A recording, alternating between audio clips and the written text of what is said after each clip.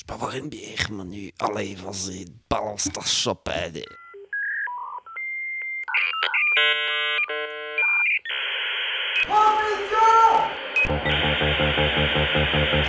Yippee-ki-yay, motherfucker. Non seulement t'es vulgaire, mais t'es ordinaire en plus. Dick Laurent is dead. Bonjour, bonsoir à toutes et à tous, chères auditrices et chers auditeurs, et bienvenue dans ce merveilleux nouvel épisode de Transmission, la table ronde cinéphile qui fait le grand écart entre cinéma d'auteur et pop culture. Ce soir, je suis entouré, toujours en bonne compagnie, avec Manu Alas. Manu, bonsoir. Salut Olivier. Et il y a aussi Lucien Alflans. Salut Oli, salut Manu. Comment allez-vous, messieurs ? Est-ce que votre début d'année cinéphile se passe bien, sachant qu'on est quand même en mars ? Est-ce que vous aurez des conseils croquignolés à nous donner en fin d'émission ? Non.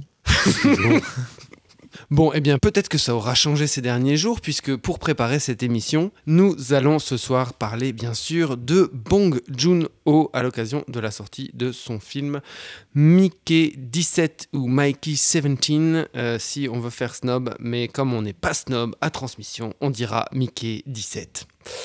Au vu de la bande-annonce, on avait décidé aussi en amont, pour préparer cette émission, de revoir ces deux coproductions internationales antérieures, soit Le Transpersonnage de 2013 et Okja de 2017. Mais on ne change pas une équipe ni une formule qui gagne, et donc il y a un quiz.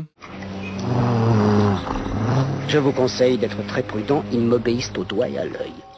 Et il me suffirait de claquer encore des doigts pour que demain vous soyez aspiré par une motocrotte sur le trottoir d'en face. Je ne saurais donc trop vous conseiller, ainsi qu'à votre tout, de rentrer à la niche. Vous avez d'autres questions ? Oui. Deux, très brèves. Primo, pourquoi est-ce que je perds mon temps avec un branquignol dans ton genre, alors que je pourrais faire des choses beaucoup plus risquées ? Comme ranger mes chaussettes, par exemple. Deuxio, comment comptes-tu claquer des doigts pour tes molosses une fois que je t'aurai bouffé les pouces des deux mains? Alors, vous le savez peut-être ou pas, mais Mickey 17 parle entre autres de clonage. Ça veut donc dire que dans le film, il y a plusieurs Robert Pattinson en même temps à l'écran. Ce qui m'a inspiré donc pour le thème de ce jeu qui s'appelle Combien d'eux ? Et alors, vous me donnez un chiffre et une explication sur le pourquoi il y en a autant. Alors, en 1988, combien de Jeremy Irons dans Faux Semblant de David Cronenberg ? Robert Pattinson, on va dire. Donc, Manu à la main. Combien de Jeremy Irons dans Faux Semblant ? 2 Jeremy Irons. Pourquoi donc ? Quelle est la raison ? Parce que ce sont des jumeaux. Exactement, bonne réponse. À l'instar de Armie Hammer, le cannibale dans The Social Network. Il y a 2 Jeremy Irons. Deuxième question. En 64, combien de Peter Sellers dans Dr. Folamour de Stanley Kubrick ? 3. Il faut prendre la main et donner une explication. Lucien. Oui, Lucien, je te donne la parole. 3. 3. Et quels sont ses rôles ? Le premier, le second et le troisième. Ok, ça va. C'est une bonne réponse, c'est le 3. Donc en gros, c'est le président des États-Unis, l'officier anglais qui est avec Sterling Hayden là, et aussi le fameux Dr. Folamour. Voilà. Alors, troisième question. En 89, combien de Michael J. Fox dans Retour vers le futur 2 ? Seulement Lucien. 2. Non, c'est une mauvaise réponse. Vous avez tous les deux dit 2 et pourtant j'acceptais 3, 4 ou 5 comme réponse. Étant donné qu'il y a donc le Marty de 85 qui va dans le futur. Il y a le Marty vieux, lui-même vieux. Il y a Marty Junior avec sa casquette de toutes les couleurs là. Il y a la fille de Marty McFly, Marlene McFly. Et il y a même quand... à la fin du film, Marty retourne en 1955 pour essayer de choper l'almanach des mains de Biff Tannen. Il se voit lui-même en train de jouer Johnny B. Goode sur scène, ce qui veut dire qu'on pourrait dire qu'il y a 5 différents Michael J. Fox. Bon, très bien, mais comme Lucien n'est pas présent ici, ce sera Manu qui me fera la relance. Et on passe tout de suite donc au gros morceau de la soirée, Mickey 17. T'as failli être snob, hein ? J'ai failli être snob. On Earth, nothing was working out, and I wanted to get the hell out of there. You're applying to be an expendable? You read through the paperwork. Yeah. I should have read through it. That's it. Mickey, deep breaths, fill your lungs. Imagine there's an unknown virus in the air. And you're sucking in every single microscopic particle floating around. All the viruses. So good? There really was an unknown virus in the air. Lethal one. See you tomorrow.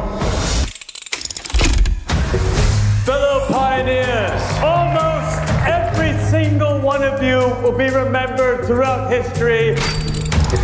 They made me work my ass off, giving me one shitty mission after another.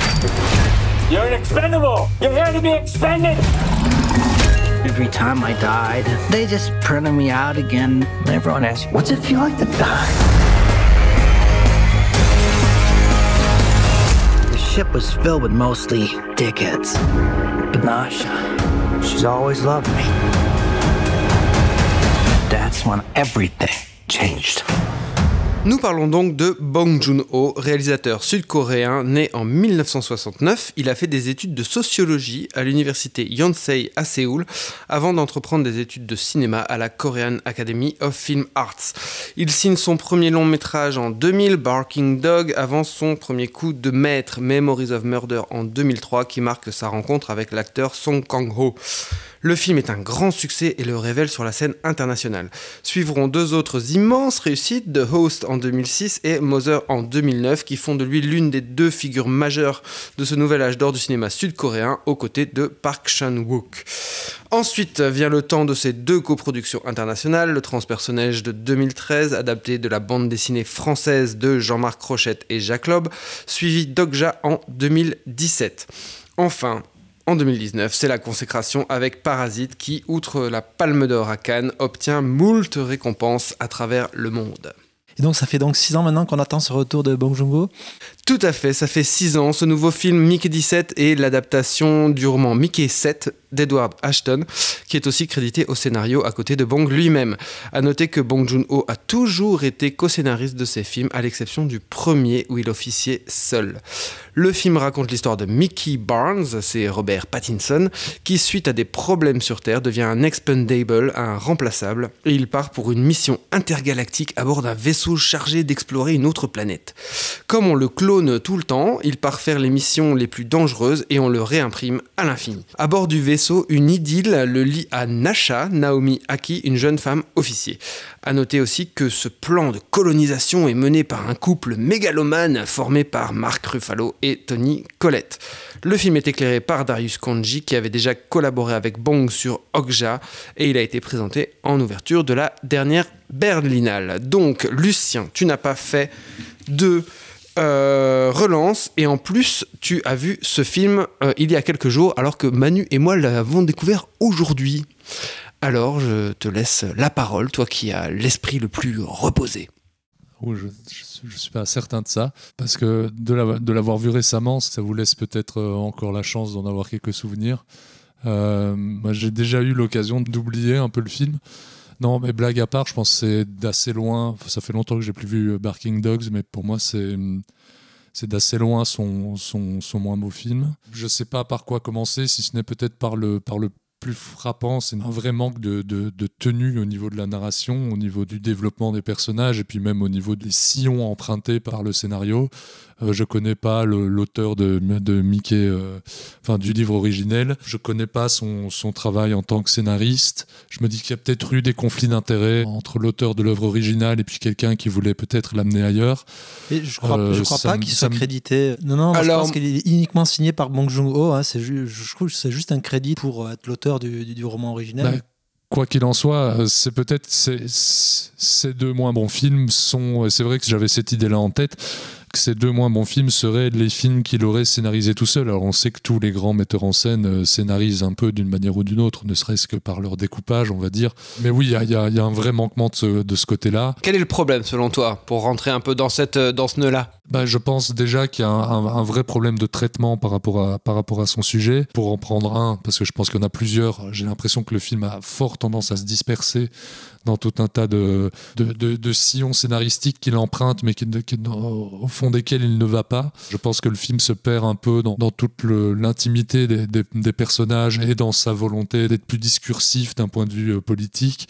Je pense que le film est extrêmement lourd dans sa manière de dépeindre ça. Alors Bong Joon-ho a toujours été un cinéaste lourd, mais il le faisait avec une telle finesse dans sa démonstration. Dans sa démonstration, dans son propos. Je pense pas qu'il était lourd, il était avant tout frontal. Oui, je veux dire, c'est pas quelqu'un qui va apporter énormément de nuances et d'ambivalence dans le propos. Je veux dire, il va l'intégrer narrativement et formellement dans son film de manière extrêmement nuancée et fine. Le propos qui s'en dégage est rarement extrêmement nuancé. Enfin, je ne le dis pas comme un problème. Je pense que c'est le cas d'énormément d'autres grands cinéastes. C'est pas toujours ce qu'on attend. Enfin, ça peut être ce qu'on attend de certains films, mais pas de tous les films. Et en l'occurrence, ce n'est pas ce que j'attends des films de Bong Joon-ho pour ces films coréens que j'adore de manière générale. À nouveau, thématiquement, c'est un film de doppelganger, de double. C'est quelque chose qui est totalement désamorcé après 30 minutes de film. C'est-à-dire que le film est fort basé là-dessus. Et puis, après 30 minutes de film, il y a 2 Robert Pattinson. Si ça avait été deux personnages différents, je pense que ça changeait pas grand-chose intrinsèquement à la narration. Je pense que c'est un vrai problème. Et puis je pense surtout je me répète un peu, mais qu'il creuse trop de pistes et qu'il ne les traite pas vraiment. Et puis il y a quelque chose, il y a une idée aussi qu'on creuse beaucoup et que je vais relier de 2 manières différentes. Je pense en effet que Bong Joon-ho est un cinéaste qui est attiré par la caricature et la satire. Mais je pense que la caricature et la satire, on la maîtrise mieux quand on la souscrit dans un univers ou dans une culture qu'on connaît intimement. Je suis pas totalement certain que l'univers dans lequel Bong Joon-ho a implémenté ses films américains et la langue anglaise facilite le travail de caricature de Bong Joon-ho. Parce que ce soit dans Okja, dans Snowpiercer... Tu parles de Tilda Swinton... Excuse-moi, pour être un peu plus clair, tu parles notamment, j'imagine, du personnage de Tilda Swinton, tant d'ailleurs dans le transpersonnage que dans Okja. Exactement, je parle aussi évidemment de Mark Ruffalo et de Toni Collette dans celui-ci, mais même de, comment elle s'appelle, Naomi Aki, c'est ça ? Oui, Naomi Aki, oui, tout à fait. Et de notre bon Pattinson. Je pense qu'il y a quelque chose qu'il ne maîtrise pas là-dedans, je pense que c'est quelque chose qu'il maîtrise extrêmement avec la langue sud-coréenne, avec les acteurs sud-coréens, avec la culture sud-coréenne, et qui maîtrise moins ici. Et puis alors il y a un truc qu'on entend beaucoup auprès des humoristes, c'est que en fait quand la réalité dépasse la fiction sur ce type de satire, je veux dire quand les personnages qu'on essaie de caricaturer sont déjà à ce point satiriques, ça crée vite un effet un peu lourd. À nouveau, je reviens là-dessus. Et c'est quelque chose qui m'a vraiment posé problème, entre autres avec le traitement du personnage de Mark Ruffalo. Voilà. Après, il y a une photo de Konji qui est très correcte. Et si je trouve la mise en scène de Bong Joon-ho un peu lisse, j'ai quand même le sentiment que je regarde quelque chose qui a été fabriqué avec une certaine forme d'intelligence. Ok, bon alors sur cette pirouette finale, je vais passer la parole à Manu. Il y a beaucoup de choses à dire. C'est effectivement, on va pas tortiller, c'est effectivement une déception. D'autant plus qu'effectivement, c'est un film quand même qui est tourné, je crois, depuis deux ans, qu'on attend qui devait déjà sortir il y a 1 an. Donc bon, il y a déjà plein d'interrogations qui planent autour de la gestation même du film. Je te rejoins sur le fait que c'est un film qui court plusieurs lièvres à la fois, c'est-à-dire qu'en fait, il part dans plein de directions et il en développe assez peu. Je pense que c'est ça le principal écueil, parce que beaucoup de films de Bong Joon-ho, malgré toutes les digressions qu'il met en place dans ses films, les ruptures de ton qui sont propres à son cinéma, il y a quand même une ligne claire narrative au sein de ces films qui n'y a pas du tout là, qui est déjà amorcée par une sorte de mise à distance, par cette voix off qui rythme le récit, qui déjà ne t'aide pas beaucoup à rentrer dans le film. Donc effectivement, je pense cette idée qu'il y a toujours dans les films de Bong Joon-ho d'un moment de dévier de l'axe principal pour toujours introduire une rupture de ton, là, en fait, c'est juste que ça part dans tous les sens. Tu as l'impression d'être un carrefour de différentes directions et que, en fait, on fait 1 mètre d'un côté, puis on revient au point principal et on repart de l'autre et on n'explore jamais un chemin, entre guillemets. Et donc, c'est en ça que le film est décevant, parce qu'en fait, tu as du mal à t'impliquer dedans parce que tu ne perçois pas une ligne narrative très claire. Il y a aussi, pour moi, un vrai déficit émotionnel. Oui, c'est assez marquant. Parce que je pense, vraiment, c'est mon avis sur Pattinson, pour moi c'est quand même un acteur très très très très limité. Il a beau essayer de casser une image qu'il a eu dans des films que je n'ai pas vus, qui sont les Twilight, mais on avait déjà eu ce débat à l'époque au moment du film de James Gray, quand il doit garder 2 personnages à l'écran, c'est un peu caricatural. En fait, je m'investis pas du tout dans ce personnage. Ce personnage ne me dégage aucune émotion. Et généralement, dans tous les films où je l'ai vu, moi, ce mec-là ne me touche pas. Il y a vraiment un défaut d'incarnation et un problème déjà dans le choix au-delà des problèmes narratifs qui sont patents et qui n'auraient pas été sauvés par un meilleur acteur. Je pense quand même que cet acteur-là, en plus, employé dans un double rôle, n'aide vraiment pas à asseoir le récit. Ouais, moi, concernant ce point précis, après je te repasse la parole, je pense que c'est quand même fondamentalement un problème d'écriture. Hein. Parce que les personnages, enfin vous l'avez dit, donc le film court plein de livres à la fois, et ça je suis complètement d'accord avec vous, il n'y a pas de ligne narrative claire, et aussi le personnage finalement est pas très clair. Et en plus le truc c'est que donc il y a ce double rôle, mais en plus donc ce sont des doubles rôles avec des personnalités opposées, ce qui ne tient pas narrativement. Tout à fait. En fait, ce qui n'est pas crédible narrativement, que le Mickey 8 ait une personnalité différente du Mickey 9, qui est une personnalité différente du Mickey 10. Ça, cet argument-là ne tient pas. Et donc, du coup, en fait, il tire les 2 Mickey dans 2 directions différentes. Et comme on est sur un terrain de caricature, ça fait une espèce de cocktail vraiment qui ne prend pas, quoi. La sauce vraiment ne prend pas, quoi. Et je suis pas d'accord, j'ai jamais trouvé Pattinson renversant, mais je pense pas que ce soit un mec qui est fondamentalement un acteur, comme tu l'as dit, très limité. Je te repasse la parole. Le gros souci de son cast, c'est que malgré tout, chez Bong Joon-ho, majoritairement, t'es dans des classes prolétaires. Là, ce mec-là, il sent la vanille. Je suis désolé, Pattinson, c'est une gravure de mode. Moi, le côté working class de ce personnage-là, c'est un problème. C'est pas un blue collar de l'espace. Moi, j'y crois pas. Pattinson, en blue collar, c'est pas possible. J'y crois pas. Ce mec-là, c'est la pub Lancôme, quoi. Donc, à un moment, c'est plutôt dur, je crois, lui. Et je pense que c'est vraiment, effectivement, un problème d'écriture, mais c'est quand même aussi un problème d'incarnation. Et c'est un problème d'incarnation aussi quand tu vas chercher Mark Ruffalo, qui est en roue libre. Je pense qu'il y a aussi un miscast dans le choix de Ruffalo qui n'était pas le cas dans ses autres films, je trouve. Lucien, tu voulais prendre la parole? Non, mais c'est parce que vous soulevez tous les deux qu'il y a tout un tas de choses auxquelles on ne croit pas. Enfin, en effet, je suis d'accord avec toi, Oli, quand tu dis qu'on ne croit pas dans les 2 personnalités, ça tient pas scénaristiquement. Après, il aurait pu le faire tenir.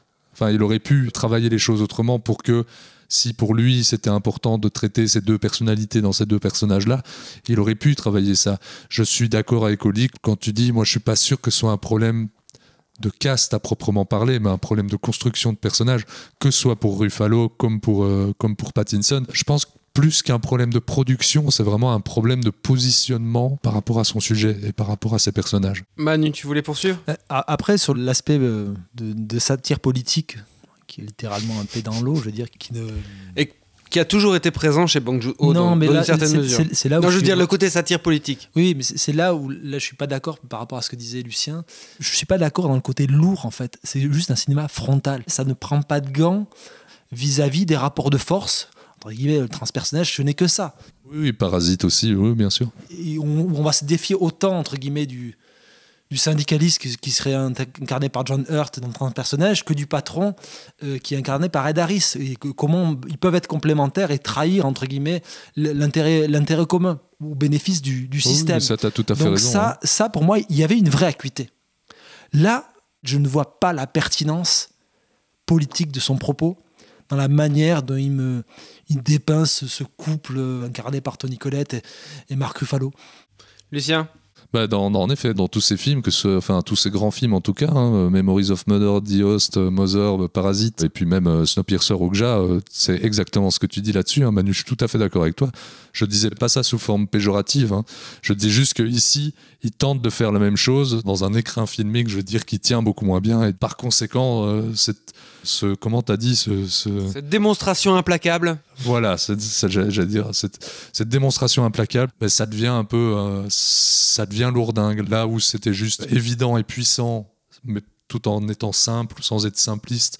Dans ces autres films, ici, on a vraiment quelque chose qui qui tombe à plat. Après, c'est quelque chose qu'on retrouve, je sais que j'en avais parlé dans une de nos précédentes émissions en prenant un peu le contre-pied de ça, en parlant de Anora et du dernier Eastwood, mais c'est quelque chose qu'on retrouve de plus en plus dans le cinéma contemporain et puis même de manière générale dans pas mal de prises de position publiques. Cette espèce de propagande permanente pour ses propres idées et de manière générale extrêmement tranchée, avec peut-être souvent un manque d'ambivalence à mon sens dans le propos.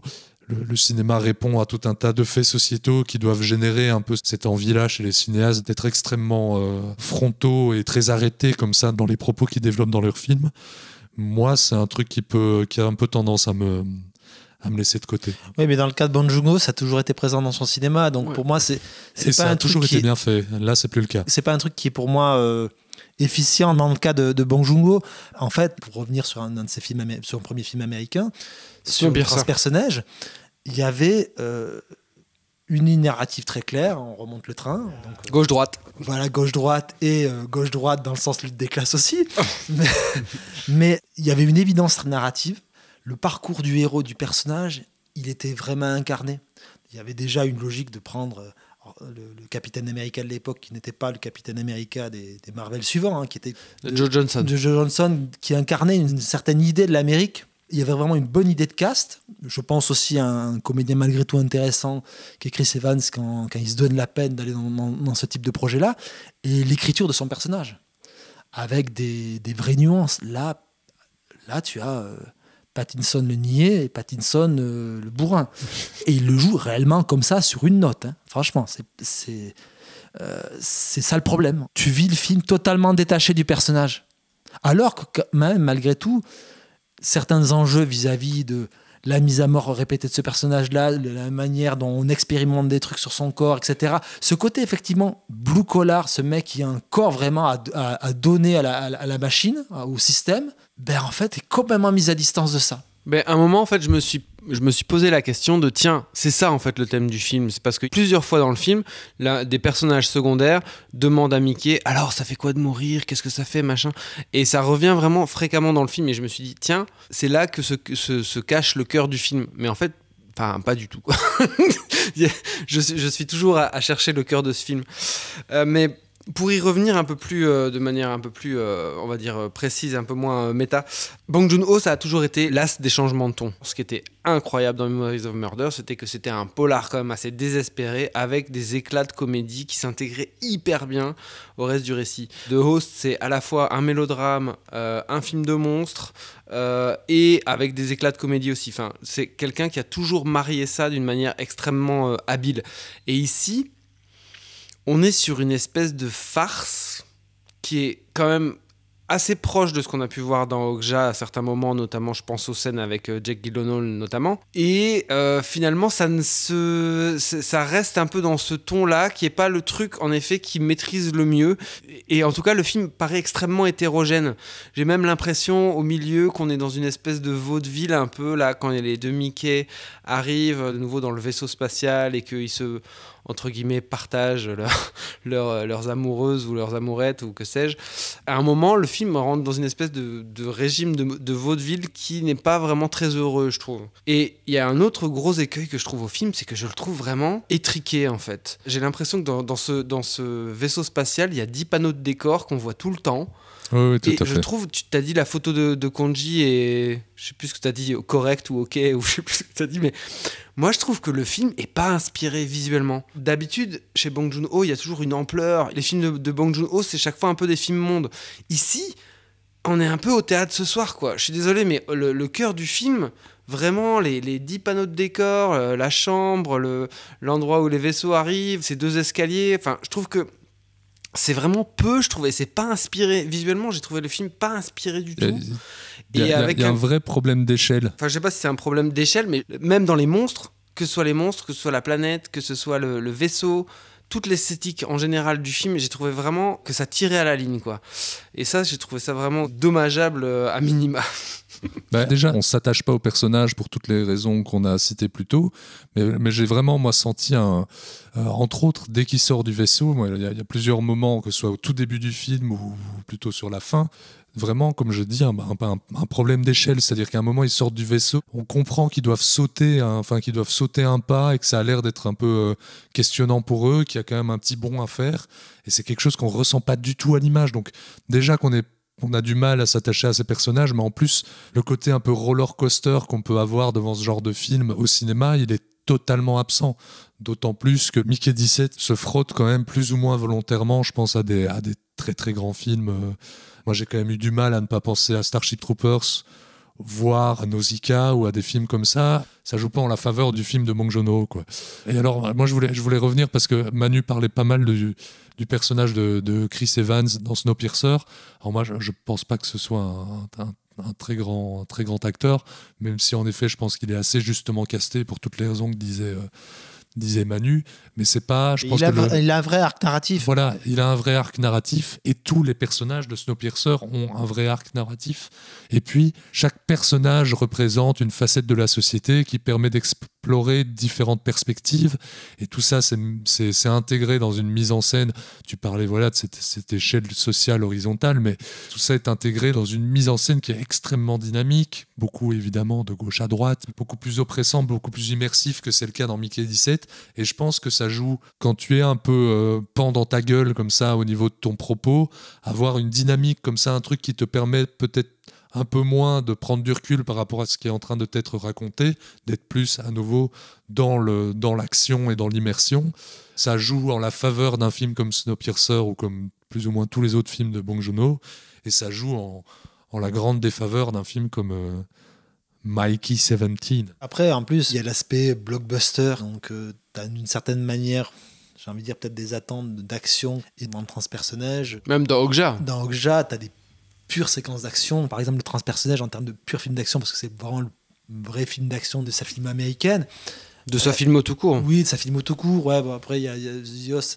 Mais en tout cas, il propose vraiment quelque chose. On sait que c'est quelqu'un qui storyboard extrêmement ses films, mais il arrive pour moi vraiment déjà à pas figer ses acteurs, ses personnages dans un cadre, ce qui peut être le danger de ce genre de méthodologie, et à la fois une forme extrêmement chaotique qu'il arrive à introduire dedans. Souvent, on parlait de ce trajet gauche-droite, mais dans le grand personnage, c'est beaucoup gauche-droite, mais souvent avec des effets de jaillissement par la droite, par la gauche, au-delà de ce trajet de remonter le train. Là, en fait, il n'y a pas de séquence assez mémorable. Il y en a quelques-unes peut-être vers la toute fin du film, mais je pense que le film pêche aussi en tant que pur plaisir de spectateur vis-à-vis des attentes proposées, suggérées par le film. Il y a cette notion de voix off qui te met beaucoup à distance. Oui, tout à fait. Je pense qu'il y a aussi une gradation d'une certaine manière dans le spectacle ou dans l'action qui est assez peu assumée, qui est assez déceptif en fait. Après, on a l'air de pilonner le film parce que non mais je veux dire parce qu'on est déçu quoi. Parce qu'on est déçu hein, je veux dire. Oui, c'est ça, mais c'est exactement ça reste ça. Moi je vous trouve quand même très hard sur tout ce qui est du design du film, sur la photo. Moi je trouve peut-être quand même un level que j'aimerais bien voir pousser dans n'importe quelle production actuelle. Ouais, c'est juste que voilà, c'est un film j'ai plus subi que vécu. Le film part dans une direction et puis ce que je disais ne va jamais au bout. Il y a littéralement des personnages qui disparaissent du film. Le personnage Steven Yeun qui sert à rien. Il y a plein de personnages qui servent à rien. La fille Anna Maria Bartolomei qui est Kay, je crois, c'est ça. Oui, tout à fait. Donc l'actrice qui jouait dans l'événement de Audrey Diwan auquel Bong Joon-ho a donné le Lion d'Or à Venise. Enfin, bon, soit il y a une actrice française dans le film. Cette jeune fille qui s'appelle Kay, en effet, qui à un moment du film a quand même vraiment une importance quoi, et qui est complètement, qui est mal exposée et qui est complètement après cette scène qui est un peu au milieu du film, charnière si on veut. Pour elle, je parle vis-à-vis du développement de son personnage. C'est la première fois que ce personnage est développé. Elle a une interaction. Et après ça bouche sur rien. C'est pas que ça. ça débouche sur une scène où tout d'un coup elle a un revirement, où elle devient uniquement ce sorte de bras armé, où elle participe à une fusillade. Et t'as l'impression qu'il n'y a pas de logique dans le personnage. Logique vis-à-vis du personnage, ou entre guillemets, il n'y a pas de questionnement vis-à-vis de ce qu'elle fait. Et elle disparaît littéralement après du récit. Ouais, mais Steven Yeun, c'est pareil. Ça devrait être matriciel. Enfin, je veux dire, l'amitié entre Steven Yeun et Robert Pattinson, c'est présenté au début du film comme étant matriciel du film. Enfin, je veux dire, ça doit quand même... C'est dans la scène où il est allongé par terre dans la neige, et c'est la raison pour laquelle il s'embarque et que devient un expendable, quoi. Et le personnage de Steven Yeun n'existe pas. Enfin, il est vraiment extrêmement peu développé, quoi. Il y a un autre truc qui est censé être matriciel dans le film, parce que le film débute et se clôture autour de ces créatures. C'est difficile aussi de ne pas faire la comparaison avec The ou Okja, qui arrivait à te faire... à te créer des vrais personnages clés dans les films à travers des créatures. Un super cochon dans Okja et une sorte de tétard géant avec des pattes, je dirais plutôt un calamar dans Dios. Non, mais je veux dire, sur le papier c'est pas donné, tu vois, d'arriver à faire ressentir de l'émotion pour ces créatures-là, à te faire comprendre leur parcours, parce que c'est des vrais personnages qui ont un parcours, quoi. Ici, c'est absolument pas le cas. Il y a un truc de traducteur qui marche pas du tout. Enfin, il y a vraiment un... Ah, je suis pas d'accord. En tout cas, personnellement, en tant que spectateur, le film a été tourné il y a longtemps. Il y a eu sans doute des problèmes de post-production. Enfin, est-ce que vous n'avez pas eu quand même l'impression qu'il y avait des problèmes de montage ? Moi, notamment dans l'exposition, je trouvais qu'il y avait des montages alternés, notamment entre le personnage de... Je sais plus exactement... je sais que c'était un discours de Mark Ruffalo qui nous explique des trucs, et lui, et je crois Mickey 17 qui est en train... Mickey Barnes, pour le coup, qui est en train de s'enrôler ou un truc dans le style.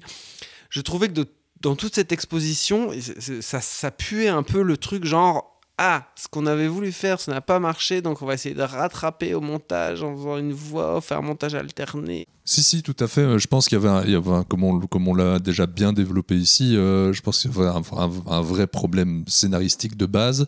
Moi, je serais quand même curieux de savoir s'il n'y a pas eu des... Enfin, je sais pas, j'ai eu l'impression que Bong Joon-ho n'était pas tout à fait convaincu de sa collaboration avec Pattinson, alors je sais pas sur quel point. Je me pose quand même des questions, est-ce qu'il n'y a pas eu des conflits d'intérêts entre Bong Joon-ho et l'auteur du livre ?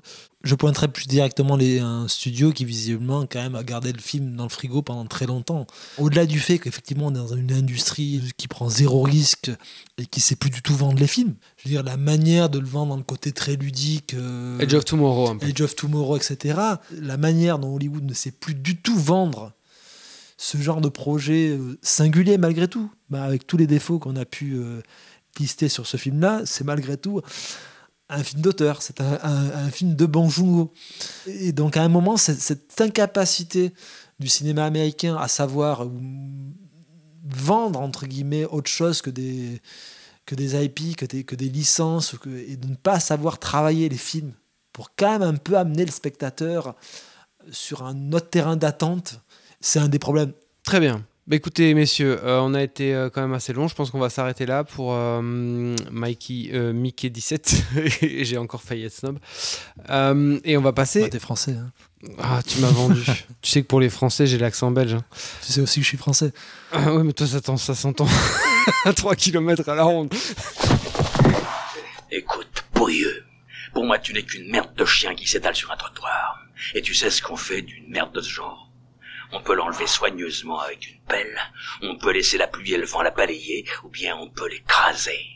Alors si tu veux un conseil d'ami, choisis bien l'endroit où on te chiera. Nous passons donc à la dernière ligne droite de cette émission, et c'est donc Manu qui va nous présenter son conseil. Alors, pas de film indien cette fois-ci, mais une mini-série qui est disponible et visible sur Arte, qui est la dernière création de Steven Moffat. Non, Steven Moffat qu'on connaît pour sa participation à Doctor Who, mais aussi qui est le créateur de la série Sherlock avec Mark Gatiss, qui a aussi écrit le Tintin réalisé par Spielberg, et qui signe là une mini-série en 4 épisodes. Attends, c'était Sherlock avec Benedict Cumberbatch. Yes, of course. All right. Et donc c'est une série qui s'appelle Douglas is Cancelled, sur entre guillemets un personnage de présentateur télé qui, lors d'une soirée heurée, fait une blague sexiste ou misogyne. relayée par Twitter sans savoir quel est le contenu de cette blague. Et autour de ça, va se monter toute une sorte de cabale sur les réseaux sociaux avec peut-être la complicité de sa coprésentatrice. La série est vraiment extrêmement forte dans sa manière de détourner toutes tes attentes. Dans un premier épisode, tu as l'impression que Moffat va te brasser un petit peu tous les poncifs de ce genre de représentation de l'indignation moderne. Et le film part sur une autre direction, beaucoup plus frontale, beaucoup plus politique, avec un super personnage féminin. C'est 4 fois 40 minutes et c'est facilement disponible, c'est donc sur Arte TV. Merci Manu. Lucien. J'ai pas de conseils à proprement parler parce que je vais vous parler de 2 films que je n'ai ni vraiment aimé ni vraiment haï, mais que j'ai vu dans la même soirée, l'un après l'autre. C'est Complete Unknown, le dernier Mangold autour de Bob Dylan, qui est pas un film détestable, mais qui est un film, je pense, beaucoup trop lisse, trop plat et trop éclairé par rapport à ce qu'il essaye de vendre de la persona et de la carrière de Bob Dylan, qu'il essaye de vendre comme un personnage extrêmement complete unknown, extrêmement complexe, extrêmement obscur, dont on ne saurait rien et dont il serait impossible d'effleurer la moindre facette du génie. Il y a probablement une part de vérité là-dedans, mais je pense que le film est vraiment beaucoup trop éloigné de ce qu'il aimerait mettre en lumière chez ce personnage, ou justement laisser dans l'ombre chez ce personnage. Donc voilà, je pense que c'est un film qui est pas tout à fait désagréable, avec j'ai oublié son nom, mais une actrice qui joue Joan Baez absolument captivante. Mais voilà, je pense que c'est un film vraiment trop simple et lisse. Tu as vu aussi Queer de Luca Guadagnino. Tout à fait. J'ai été en tout cas dans ma prime jeunesse un grand lecteur de Burroughs, et donc j'étais curieux d'aller voir Queer, alors même que je n'avais dans un premier temps pas compris que c'était l'adaptation du bouquin de Burroughs. Et donc je vais voir ce film sans trop savoir tout ça, et je dois dire que le film arrive à capter quelque chose d'un peu... Alors je dirais pas que c'est aussi poisseux que ne peut l'être la littérature de Burroughs. Cependant, il arrive à capter une sorte une espèce d'étrangeté un peu minimaliste et animiste qu'on peut retrouver un peu chez Burroughs. Il arrive à capter ça. Il y a une étrangeté dans le film qui est probablement plus guadagninienne que burroughsienne, mais il y a une adéquation qui marche assez de ce point de vue-là. Donc c'est pas un film que je déconseille.